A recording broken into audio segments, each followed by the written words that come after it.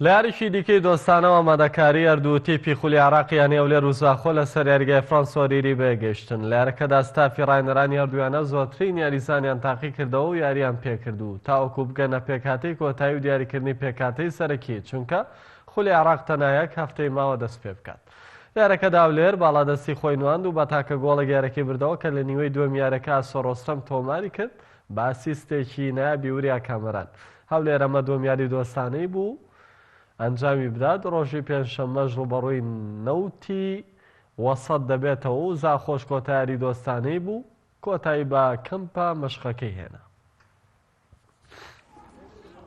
سەرتا سوپاس بۆخوا ڕۆیاریکی باشمان ئەنجامدا. دووەم یاری ئێمە بوو وەکو ئامادەکاری. یاری یەکەم تا ڕادەیەک بڵێم قورس بوو بۆ ئێمە، بەڵام ئەو یاریکی باشمان ئەنجامدا. ئەتوانم بڵێم ئێستا فێرخەکەمان بە تەواتی ئامادەیە بۆ خولینە. ئینشەڵا بتوانین ئەو ساڵ نەتیجەیەکی باش بین بۆ شاری هەولێر و بۆ قەڵاو منار. هر وقت دیدی یاری آفریقا یاری ماسی بیا بدی ام هاتیم باشر هەولێر مکم پک دینات یاری توانی داده انجام دن.